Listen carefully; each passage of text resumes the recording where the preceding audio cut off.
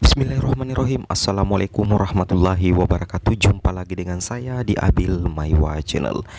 Jadi channel ini merupakan channel pendidikan teman-teman, tempat kita berbagi tentang info-info guru dan tunjangan Microsoft Office serta tips dan trik komputer. Jadi di video kali ini teman-teman, saya akan berbagi sebuah informasi lagi yang merupakan informasi yang sangat penting terkait dengan peluang teman-teman mengikuti pretest PPG guru dalam jabatan. Nah, di sini terpampang di layar monitor saya teman-teman, judul video saya di sini adalah 4 faktor kegagalan guru honorer ikut pretest PPG guru dalam jabatan. Jadi di sini saya akan menguraikan 4 faktor utama yang merupakan biang kerok atau penyebab sehingga teman-teman gagal mengikuti pretest PPG di tahun 2021 atau tahun-tahun berikutnya. Oke teman-teman, tanpa basa-basi lagi kita langsung ke videonya.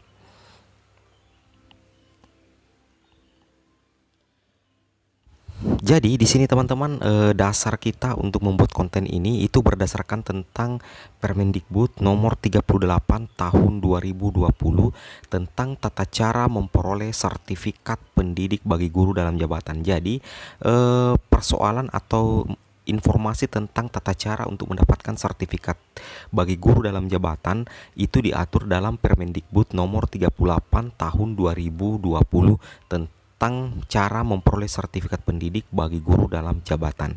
Nah, sekarang kita lanjut. Nah, di sini teman-teman perlu teman-teman pahami terlebih dahulu sebelum kita menjelaskan satu persatu tentang 4 faktor penyebab kegagalan guru honorer mengikuti pretest PPG. Itu kita flashback dulu tentang kira-kira apa syarat yang harus dipenuhi oleh guru untuk bisa membuka peluang mengikuti PPG guru dalam jabatan. Nah, di sini ada beberapa faktor atau ada beberapa kriteria syarat untuk mengikuti PPG guru dalam jabatan. Yang pertama itu teman-teman adalah memiliki kualifikasi akademik S1 dan D4. Jadi teman-teman harus berkualifikasi akademik S1 dan D4. Kemudian yang bagian B itu adalah guru dalam jabatan yang diangkat sampai dengan bulan Desember tahun 2015. Artinya di sini teman-teman mengabdi di sekolah itu minimalnya itu adalah 2015. Namun bisa jadi aturan untuk poin B ini direvisi karena banyaknya guru-guru honorer yang diangkat menjadi guru honorer itu di atas 2015. Mudah-mudahan ada revisi peraturan dari pemerintah tentang PPG guru dalam jabatan. Oke, kita lanjut sedikit.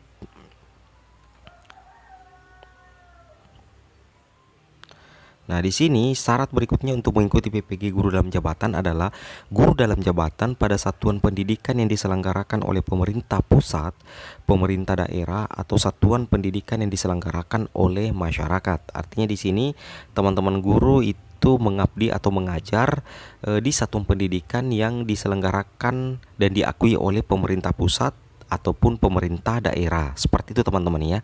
Nah, ini terbukti dengan adanya SK yang teman-teman dapatkan di tempat teman-teman mengabdi. Namun di sini yang paling kita sering bicarakan itu adalah untuk mengikuti PPG itu teman-teman itu minimal harus memiliki SK kepala daerah ataupun SK tetap yayasan. Seperti itu teman-teman ya. Oke, kita lanjut.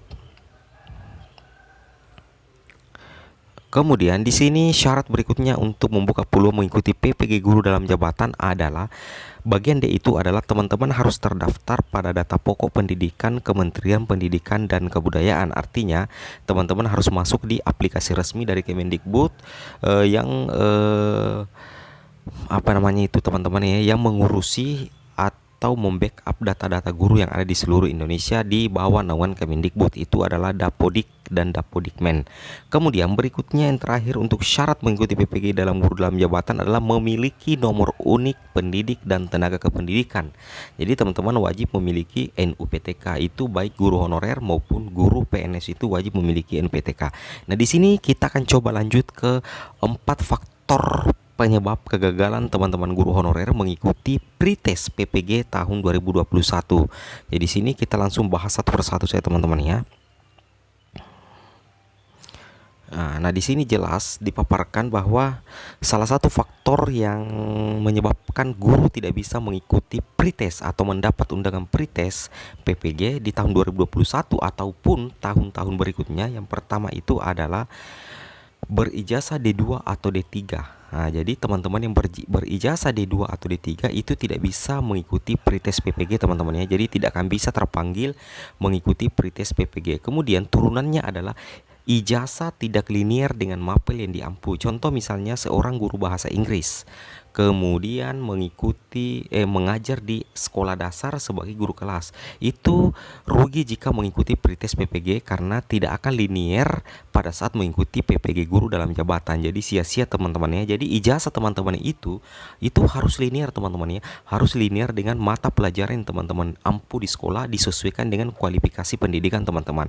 Jadi bagi teman-teman guru honorer yang berijazah D2 atau D3 atau ijazah tidak linier, itu kemungkinan besar untuk ikut pretest PPG itu sangat kecil teman-teman, sangat kecil peluang teman-teman, karena persyaratan untuk mengikuti pretest PPG itu minimal berijazah atau berkualifikasi pendidikan serendah-rendahnya itu adalah S1. Jadi bagi teman-teman guru yang berijazah D2 atau D3 itu akan sulit terpanggil mengikuti pretest PPG. Seperti itu teman-teman ya. Kita coba lanjut. Kemudian faktor yang kedua teman-teman ya. Nah, di sini untuk faktor yang kedua yang menyebabkan kegagalan mengikuti pretest PPG adalah teman-teman guru honorer itu tidak memiliki NUPTK. Jadi, bagi teman-teman guru honorer yang belum memiliki NUPTK itu tidak akan terpanggil mengikuti pretest PPG. Kenapa bisa demikian? Karena di Permendikbud nomor 38 tahun 2020 tentang tata cara memperoleh sertifikat pendidik, itu salah satu kriteria utama atau persyaratan utamanya teman-teman adalah harus memiliki NUPTK. Jadi bagi teman-teman guru yang tidak memiliki NUPTK itu berarti tidak memenuhi salah satu persyaratan resmi untuk mengikuti PPG. Jadi secara otomatis tidak akan terpanggil mengikuti pretest PPG jika tidak memiliki NUPTK atau NUPTK ganda atau NUPTK tidak valid. Jika NUPTK teman-teman itu ganda atau tidak valid atau dimiliki oleh lebih dari satu orang, maka peluang teman-teman untuk mengikuti pretest PPG bisa tertutup. Jadi solusinya adalah teman-teman langsung berkoordinasi dengan operator sekolah untuk mengajukan NUPTK atau memperbaiki status klaim NUPTK ganda atau tidak valid. Seperti itu teman-teman. Jadi selalu dikoordinasikan dengan operator sekolah. Oke, kita lanjut.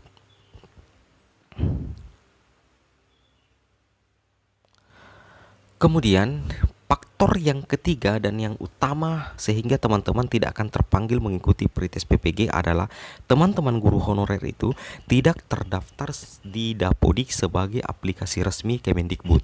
Jadi buat teman-teman guru honorer, bagaimanapun lamanya teman-teman guru mengabdi di sebuah sekolah di bawah naungan Kemendikbud, maka teman-teman tidak akan bisa mengikuti pretest PPG apabila tidak terdaftar di aplikasi Dapodik. Jadi karena di Dapodik nantinya masa pengabdian teman-teman, TMT teman-teman, NUPTK, ijazah teman-teman itu akan dikoneksikan dengan dashboard GTK atau server Kemendikbud. Jadi jika teman-teman tidak terdaftar di aplikasi Dapodik, maka secara resmi atau secara pastinya teman-teman tidak akan bisa mengikuti pretest PPG. Nah, kira-kira apa solusinya? Solusinya jika tidak terdaftar di Dapodik adalah teman-teman bisa mengkoordinasikan dengan teman operator sekolah kita untuk didaftarkan segera di aplikasi Dapodik. Seperti itu teman-teman ya. Jadi terdaftar di Dapodik itu membuka peluang teman-teman untuk mengikuti pretest PPG atau mendapat undangan mengikuti pretest PPG. Seperti itu teman-teman ya. Oke, kita coba lanjut lagi. Nah, faktor yang keempat teman-teman ya yang menyebabkan teman-teman tidak terpanggil mengikuti pretest PPG, tidak terdaftar di SIM PKB sebagai situs resmi penjaring calon guru PPG dalam jabatan. Nah, di sini ceritanya meskipun teman-teman sudah memiliki NUPTK, sudah memiliki ijazah S1 kemudian terdaftar di Dapodik, ternyata teman-teman tidak pernah melakukan registrasi SIM PKB atau tidak memiliki SIM PKB, maka secara otomatis teman-teman tidak akan pernah bisa mengikuti pretest PPG kalau tidak memiliki akun SIM PKB. Alasannya kenapa? Alasannya adalah SIM PKB itu adalah merupakan aplikasi atau website resmi dari Kemendikbud yang akan menjaring teman-teman calon guru PPG dalam jabatan, atau SIM PKB itu adalah tempat teman-teman mendapatkan undangan mengikuti Pretest PPG. Jadi Pretest PPG itu undangannya didapatkan melalui SIM PKB. Jadi sehingga secara otomatis jika teman-teman tidak memiliki SIM PKB, tidak mendaftar registrasi SIM PKB, maka teman-teman tidak akan mendapatkan undangan mengikuti Pretest PPG. Seperti itu teman-teman ya.